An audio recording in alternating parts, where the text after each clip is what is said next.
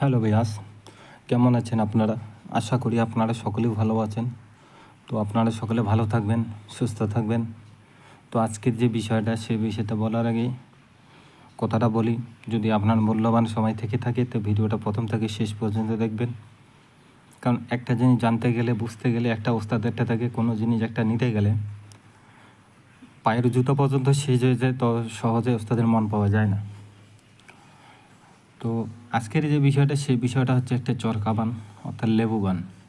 এই চরকা বানটা আসলে কীরকম হয়, কীরকম হয় না, তো যারা তান্ত্রিক লাইনে রয়েছেন তারা বুঝতে পারবেন। তো অনেক তান্ত্রিক রয়েছেন যারা বিভিন্ন ধরনের কাজকর্ম করে আপনাদের কাজ বারবার ব্যর্থ হয়ে যাচ্ছে, তাও তারা যোগাযোগ করতে পারেন। আর যারা শেখার ইচ্ছে থাকবে তারাও পার্সোনালি যোগাযোগ করতে পারেন। তো এই বিষয়টা, আজকের যে বিষয়টা চালাতে গেলে আপনাকে অবশ্যই আপনার নিজ গুরুর অনুমতি নিয়ে করতে হবে এবং গুরুর অনুমতি নিয়ে করতে হবে।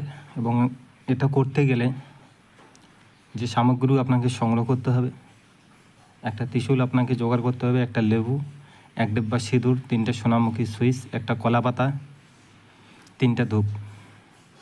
আপনারা যে কোনো মন্দিরে, বাইরে, শ্মশানে করতে পারেন।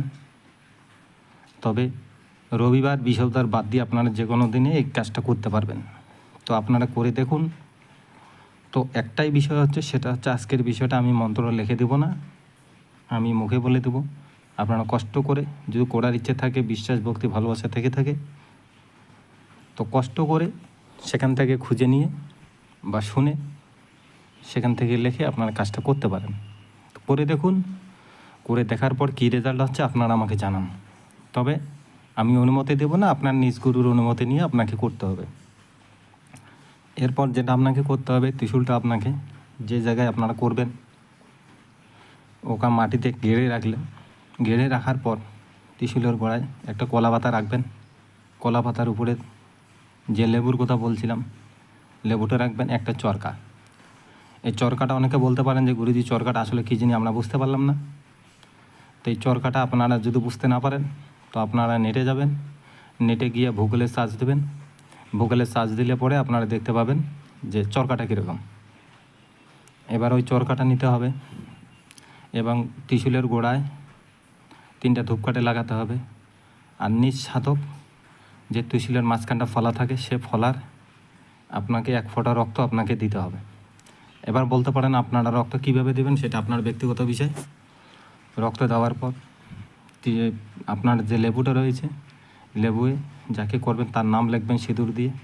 সোনামুখী সুইচ হাতে নেবেন, 3বার পরে একটা সুইচ ঢুকিয়ে দেন, 3বার পরে একটা ঢুকিয়ে নেন, 3বার পরে একটা ঢুকিয়ে দেন। এরপরে চরকাতে ঢুকে কালো কাপড় বা লাল কাপড় দিয়ে পেঁচাবেন। পেঁচাই নিয়ে আপনার মাথার দিকে, উপরের দিকে ঘোরাতে থাকবেন। তো এটা করে দেখুন কী রেজাল্ট আসছে, আপনারা আমাকে জানাবেন।